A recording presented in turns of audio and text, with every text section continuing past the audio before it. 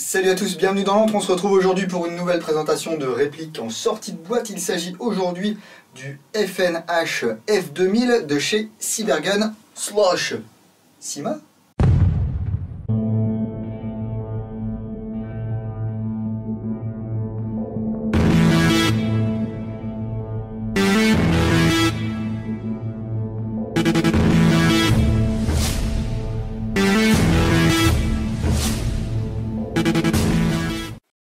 Si vous vous souvenez de la vidéo que j'avais réalisée lors du dernier IWA sur le stand de Cybergun, on y voyait déjà ce F2000.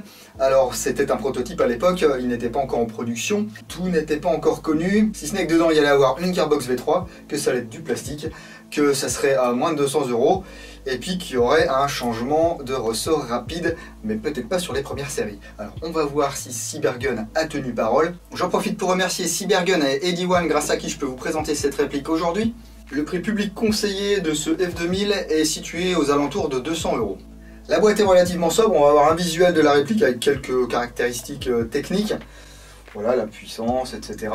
Sachant qu'il faudra quand même le passer au chronie parce que souvent, entre ce qui est mis sur les boîtes ou ce qui est annoncé par les constructeurs et puis du fait des différents ressorts qui sont mis dans les répliques, on peut avoir des différences parfois assez énormes. Beaucoup d'infos sur la boîte, là, sur ce visuel, donc Metal Outer Barrel, Safety Semi-Full Auto Selector, Metal Magazine, 470 billes, attention, donc rail supérieur en métal, batterie NiMH 9V6, Metal V3 Gearbox et Metal Gears, il paraît même que ces Metal Gears, ils sont solides. Allez, on va ouvrir ça, voir ce qui se cache à l'intérieur de cette boîte. Un manuel. Pour ceux qui se posent la question, la garantie Full 5 n'est plus d'actualité. Donc ça n'est plus mentionné sur les manuels d'utilisation. Alors vous avez toujours une garantie bien sûr, hein, mais c'est plus 5 ans. Et puis voilà, vous avez tous les éléments qui vont vous permettre de vous servir de votre réplique. Alors Cybergun vous met également quelques petites cibles d'entraînement. Voilà. Ensuite, on a un sachet de billes.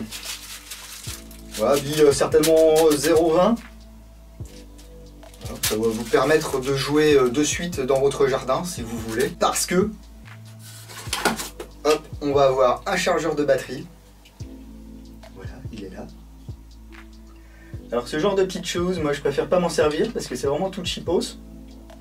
Mais vous avez le mode d'emploi du chargeur de batterie également dans le manuel de la réplique. Donc lisez bien et foutez pas le feu à votre baraque. Hein. Si un chargeur, il y a forcément la batterie elle est là. C'est un double stick. Voilà, NiMH 9,6 volts 1100 mAh avec un câblage Tamiya. Voilà, Tamiya Mini. Hein. C'est sympa parce que là vous avez vraiment un pack prêt à jouer. Donc batterie, chargeur de batterie, les billes, même si bon c'est peut-être pas les meilleures billes du monde et puis que c'est pas de la bille bio, hein, ça j'en mettrai ma main à couper. Vous allez avoir un chargeur iCap, il est ici, hop, avec une coque externe en acier, chargeur iCap, voilà, avec sa petite molette, son doux bruit de iCap. Ici, si vous voulez molleter par le côté avec une clé Allen, c'est possible. D'ailleurs, on vous fournit la clé Allen, enfin en tout cas moi elle était dans la boîte. Donc là, je peux remonter. Ah non, ça fait pas plaisir. Mon iCap. Et bien sûr, il y a la réplique dans la boîte, on va voir ça de suite. Cette réplique est disponible en deux couleurs, donc soit version ici noire, soit version Dark Earth, terre sombre pour les puristes, enfin, certains diront beige foncé. Bon, on va quand même la sortir de là, hein, cette réplique. Ah.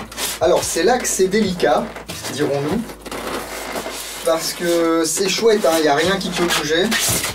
C'est bien, ça fait pas du bruit. Il n'y a rien qui peut bouger. Par contre, quand vous allez sortir la réplique, vous allez emmener la moitié du polystyrène avec.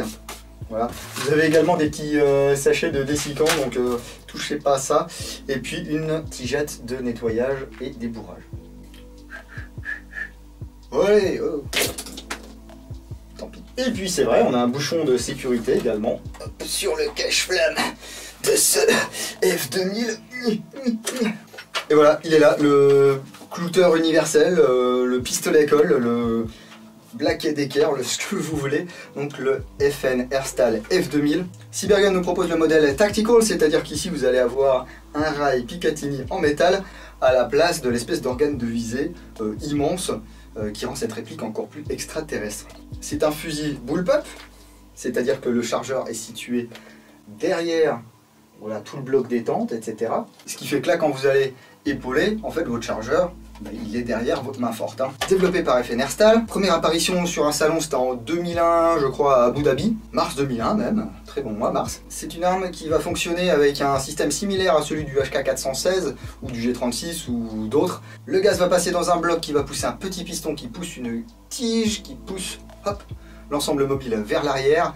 Pas de gaz dans l'ensemble mobile, moins de saleté, plus de fiabilité, c'est sympa. Il y a plusieurs modèles de F2000 qui existent, donc le F2000 standard, celui avec l'énorme organe de visée intégré. Ensuite ici, le modèle Tactical, avec son rail ici Picatinny sur le dessus, donc ici un rail métal sur la réplique qui est en plastique. Le vrai est en polymère renforcé, sans doute à la fibre de verre. Vous avez également un F2000 Tactical TR, donc tri-rail, un petit peu comme le P90 tri-rail, avec des rails sur le côté, ce n'est pas le cas ici. Vous avez le FS2000 qui a la version civile, c'est-à-dire il ne pourra pas tirer en full auto. Depuis 2006, ce F2000 est l'arme de service de l'armée slovène. L'Arabie Saoudite en a également acheté, je crois, plus de 50 000. Enfin bref, c'est à peu près une dizaine de pays qui utilisent le F2000 couramment, soit pour les forces spéciales, soit pour des régiments de l'armée régulière. Hein. Alors il y a beaucoup de gens qui attendaient ce F2000 parce qu'il existait d'autres modèles, qui avaient des petits problèmes de détente, des choses comme ça. Cybergun est reparti de rien du tout, enfin de rien du tout, de la planche à dessin, hein, parce que ils ont les plans grâce à Efenerstal. Ils se sont dit tiens, on va proposer un F2000 pas trop cher pour les gens, on va essayer de viser moins de 200 € au prix public conseillé. On va essayer de mettre une Gearbox V3 là-dedans, avec un changement de ressort rapide, comme ça on aura quelque chose de réglable et puis de fiable, parce que les Gearbox V3 c'est quand même assez solide. Surtout ici on part a priori sur du CIMA, donc les Gearbox V3 CIMA. Vous en avez quelques-unes ici, même dans des répliques à l'origine qui sont des VFC. J'ai jamais eu à m'en plaindre, de toute façon c'est de la mécanique, quand ça pète on change une pièce et basta. Licence oblige, on va avoir des marquages sur cette réplique, les marquages FNH, ici sur le corps de chaque côté. Alors ce ne seront pas les marquages 100% réels, parce que ici on vous parle de produits licenciés par Efenerstal. Vous aurez ici le petit license by FNH, etc. Et ici du côté gauche de la carcasse, Efenerstal, Belgium, FN, F2000. Et là, voilà, ils avaient fait déjà le même truc sur le SCAR GBBR, le SCAR H en version TAN. Ils avaient mis calibre 6 mm, alors qu'après, sur les versions noires, ils avaient changé les marquages pour mettre calibre 7,62. Alors, il est possible que ce soit juste vis-à-vis de la loi, peut-être qu'on n'a pas le droit de mettre le calibre de la vraie arme, qui est donc du 5,56 NATO. Pour les puristes, c'est un petit peu dommage. Vous avez un petit numéro de série. Voilà, ici au niveau de la hausse. Voilà. Vous voyez, la carcasse est faite en plastique. Alors c'est pas du nylon fibré. Hein. Ici c'est du bon vieux ABS, mais je vais essayer de voir si je peux vous le faire craquer. Bon, c'est pas l'ABS Tokyo Marui, hein. C'est pas le FAMAS Marui en tout cas. Ça ne craque pas dans tous les sens. La liaison entre le upper et le lower, eh ben, elle tient bien. Ici vous avez la plaque de couche, assez énorme, hein, franchement, regardez la taille de ce truc. Qui est en caoutchouc, que vous allez pouvoir enlever ici grâce à une vis, car la batterie vient se placer à l'intérieur de la crosse, on verra ça tout à l'heure. Ensuite ici vous avez le loquet, voilà, d'éjection du chargeur. Hop, j'appuie dessus et hop. Alors le fait qu'il soit en position centrale comme ça va permettre au droitier et au gaucher de l'actionner sans souci. Cette réplique est ambidextre, on va retrouver le même sélecteur de tir que sur le P90, donc avec 3 positions. Safe, semi-auto, voilà. Avec ici un emplacement pour mettre votre petit doigt. Par contre, le levier d'armement, lui, n'est pas ambidextre. Alors, à première vue, c'est, je dirais, le point faible ou le truc qui fait vraiment cheapos sur cette réplique. C'est ça d'ailleurs qui fait du bruit. Voilà, c'est cet énorme levier d'armement. Voilà, qui est monté sur un ressort, enfin sur plusieurs ressorts même. Il y a un premier ressort comme ceci. Et puis un autre ressort. Alors, il ne sert absolument à rien. Vous n'allez pas pouvoir régler le hop-up ou que sais-je grâce à ce levier. C'est vraiment... Voilà. Si vous voulez vous tripoter le levier, spécial dédicace à Mr. Cancel, je ne sais pas si sa durée de vie sera énorme, à vrai dire, mais bon, on verra. Bon, a priori, quand il est en position avant ici, il n'y a pas de raison qu'il vienne vers l'arrière, à part si vous arrachez tout. Je vous disais, ce levier d'armement, il ne sert à rien pour régler le hop-up, parce que le hop-up se situe derrière ici un capot, hop, maintenu par un ressort, et puis vous allez avoir ici la molette de réglage. Je ne sais pas si vous allez pouvoir la voir. Alors cette molette n'est pas crantée, elle n'est pas très dure à actionner. J'espère qu'elle va pas se dérégler pendant le jeu, hein. Ça, il n'y a rien de pire, ça, les molettes un petit peu molles comme ça, qui se dérèglent, vous commencez la partie, vos billes vont bien droit et d'un coup, ça tombe parce que la molette a tourné. Je vous en parlais tout à l'heure, le rail Picatinny qui est donc en métal.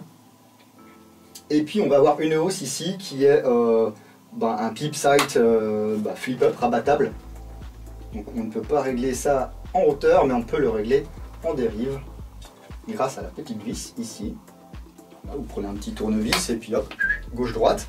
Et à l'avant par contre vous avez un guidon qui est amovible. Vous pouvez l'enlever en enlevant cette vis et puis vous pouvez le régler en hauteur. C'est type un petit peu M4 équivalent, hein. Le fait que ce soit un bullpup, franchement c'est très sympa. Comme la plupart des bullpups, voilà, vous allez coincer la plaque de couche là dans le creux de votre épaule et puis hop, on lève. Les organes de visée tombent très naturellement en face de l'œil. On engage et puis on va toucher l'adversaire, il va retourner au respawn, il va être blasé. Et voilà. Ici à l'avant, cette partie donc va venir vous aider à tenir la réplique, hein. Voilà, comme ceci. Alors là sur le vrai vous pouvez monter un lance-grenade. Ce lance-grenade il me semble pas qu'il existe en modèle Airsoft. Et puis oui, un autre point faible peut-être de cette réplique, c'est ici au niveau de l'emprunt des gaz. Ce petit voilà, switch là a été répliqué et si on l'enlève, enfin ou si on le tourne trop, il se barre. Vous voyez? Donc ça c'est pareil, hein, je me balade dans les buissons, dans la forêt, je m'accroche à droite à gauche, j'arrive en zone neutre. Zut, j'ai perdu cette pièce. Elle ne sert absolument à rien sur cette réplique, donc si vous voulez la coller ou la fixer ou l'enlever avant d'aller jouer, c'est vraiment pas un souci. Et puis donc de l'autre côté, ici vous avez une trappe. Voilà, elle est ici, on ne la voit pas très bien, qui peut s'ouvrir. Alors ça ne sert à rien de l'ouvrir. Déjà si j'y arrive, voilà. Vous voyez ici. Elle n'est pas montée sur ressort ni rien du tout, mais elle peut s'ouvrir. En fait, le F2000 a un système d'éjection assez particulier, c'est-à-dire que tous les 5 coups tirés, donc, les étuis vont s'accumuler ici sur la longueur donc du coup de l'arme, hein, de la vraie arme, et tous les 5 coups tirés, les 5 étuis sont éjectés en même temps, pouf, donc vers l'avant par cette fenêtre, ce qui fait que l'arme réelle peut être utilisée par les droitiers et par les gauchers indépendamment. Donc ça c'est sympa. Ça évite effectivement d'avoir quelque chose qui vous vole devant les yeux. Si vous voulez fixer une sangle sur ce F2000, vous avez une sangle spéciale qui est disponible il me semble pour 25 €. Je crois que c'est une sangle d'ailleurs Swiss Arms. Une sangle 3 points que vous allez pouvoir entourer autour de la crosse.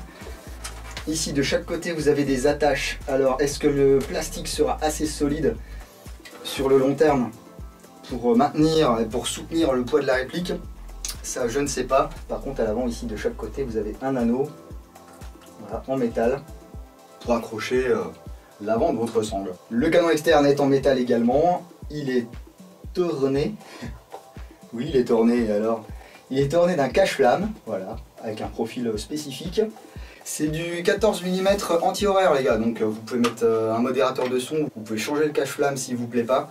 C'est vraiment à votre sauce, hein. Au niveau de l'encombrement, c'est quand même raisonnable. Il faut savoir que c'est une réplique qui a un canon, je crois, qui fait 430 mm, donc c'est quand même très bien. La réplique mesure 710 mm pour un poids de 3200 grammes. Mais comme tout le poids est ici dans la gearbox sur l'arrière, et bien, encore une fois, les joies du bullpup, ici vous êtes calé.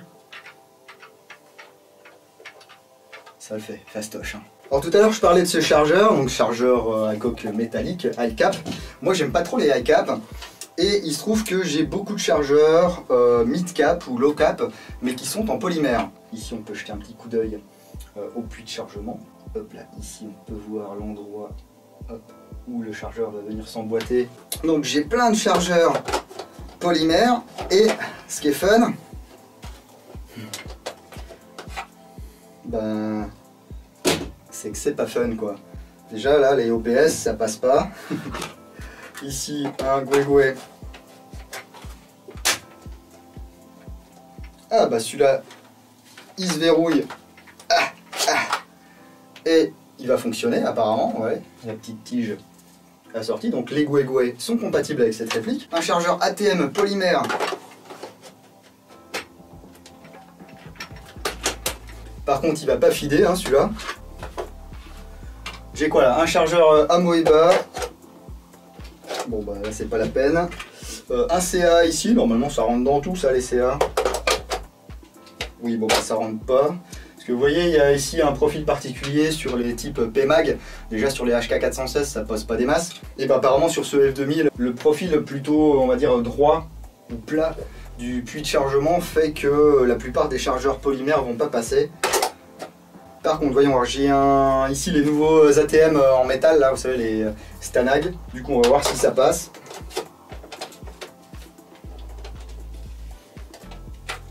Bah écoutez, ça passe pas, ça fait un peu chier parce que je les ai achetés exprès pour cette review du coup. Et j'ai envie de dire, je suis pas vraiment surpris parce que ça m'était déjà arrivé sur le Colt M4 Keymode. Vous vous souvenez peut-être que j'avais reviewé l'an dernier, oui c'est ça, l'an dernier. Et les puits de chargement des répliques en général chez Syma, pour tout ce qui est chargeur Stanag, ils sont un peu étroits, donc ça a du mal à passer. Donc dans les commentaires, une fois que vous aurez acheté cette réplique et que vous aurez choisi vos chargeurs, n'hésitez pas à commenter, à dire quels chargeurs vous utilisez, quels chargeurs mid-cap sont compatibles pour cette réplique de F2000 de chez Cybergun. Alors je vous avoue que je comprends pas pourquoi ça passe pas, parce que quand vous prenez le chargeur de la réplique et puis le chargeur ATM, eh bien c'est la même chose, c'est la même taille, enfin bref, je ne sais pas. Est-ce qu'au moins le chargeur d'origine rentre? Bah oui, comme papa leur maman, alors que celui-ci...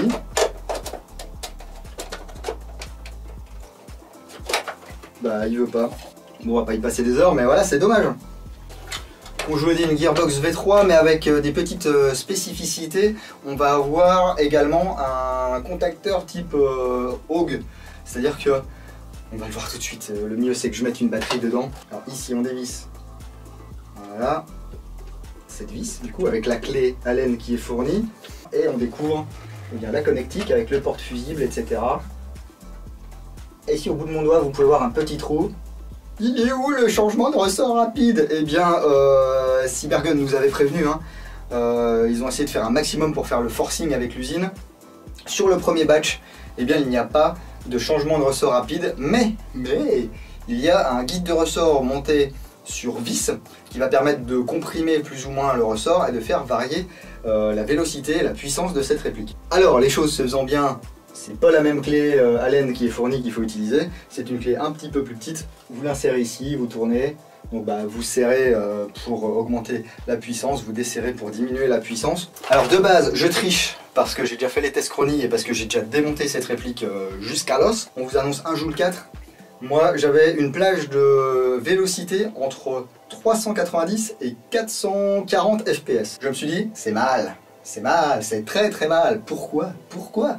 Parce que tout simplement, comme d'habitude, Syma ils aiment bien mettre des ressorts de camion dans leur réplique. Donc regardez un petit peu la taille du ressort, enfin l'épaisseur du ressort. C'est un ressort relativement court. Et moi je n'avais pas de ressort assez court pour aller dans cette gearbox en remplacement. Ce qui fait que je galérais pour leur montage. Enfin voilà, vous savez ce que ça fait quand le ressort est un peu trop long dans une gearbox. Ça commence à plier, vous avez beau tout tenir en même temps. Ici en plus il faut tenir le trigger assembly et tout le bazar. J'ai pas assez de mains. Donc ce que j'ai fait, regardez, j'ai coupé exactement cette taille de ressort. Là, je vous laisse quelques secondes pour que vous puissiez voir à peu près, compter le nombre de spires, etc. Donc ressort d'origine, moins ça.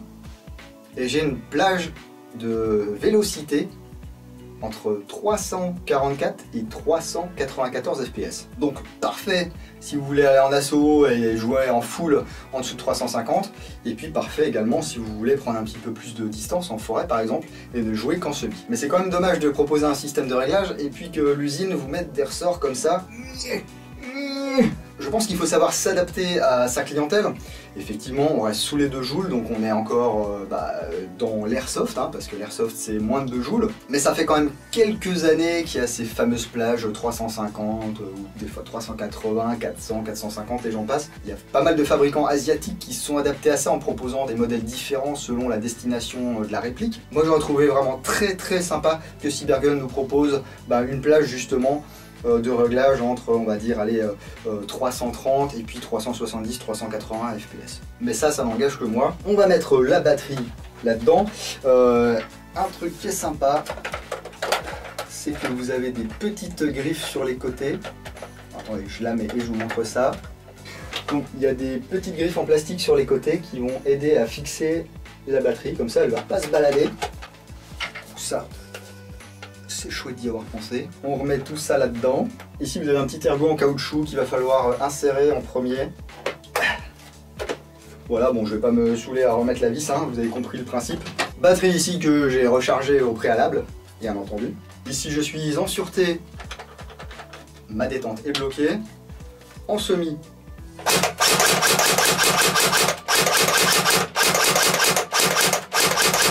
ça va vous faire de l'exercice, hein.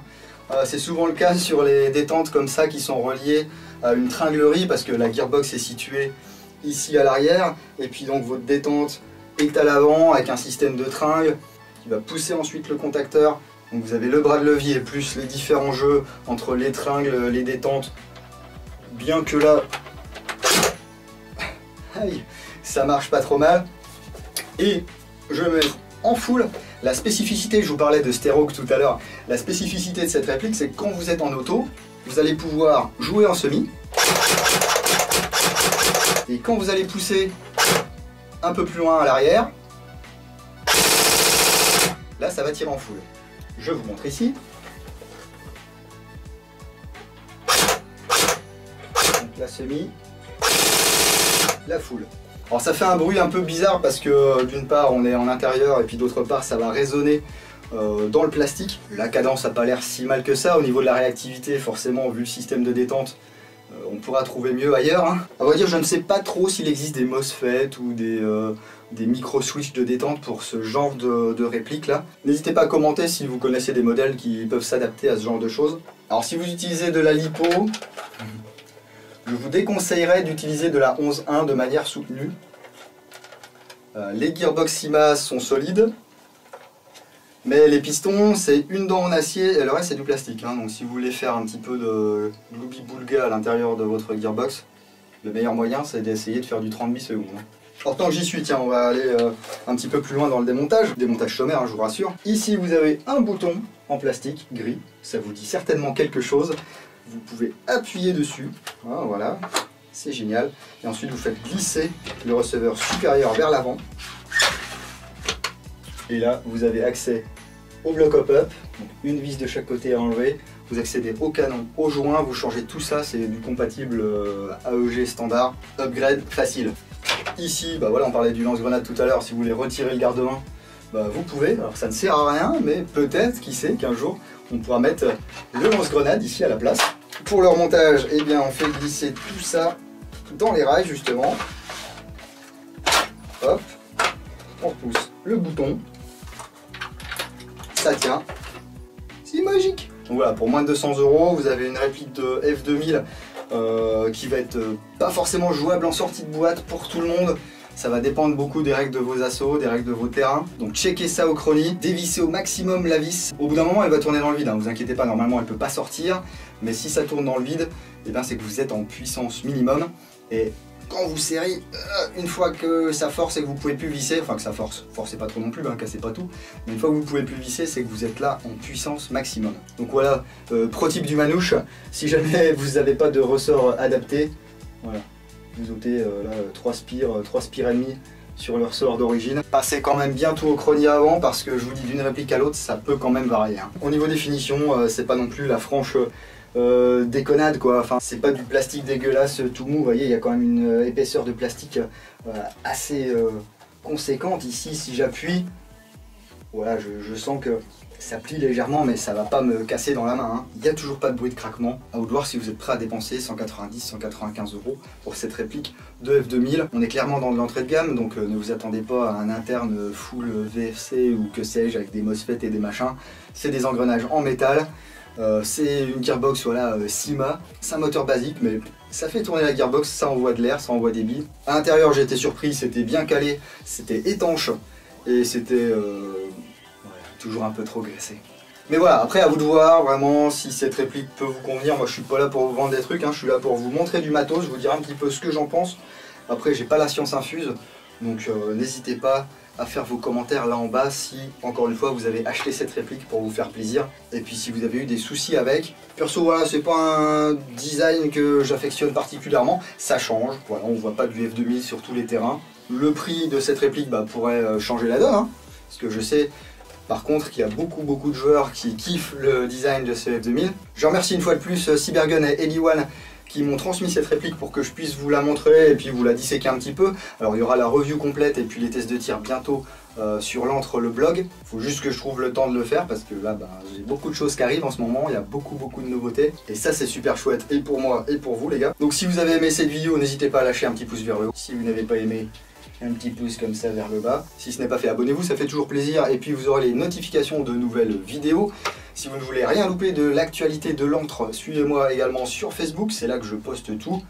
Non, pas tout, parce que je poste aussi des photos exclusives sur Instagram. Ça c'est pour faire du like, là, faire de la vue, faire du Instagram money.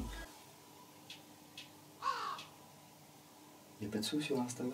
Ouais, non, on s'en fout. Je vais aller voir comment ça se comporte en face d'une cible non vivante et non mobile. Et puis on se retrouve bientôt dans l'antre dingo. Peace.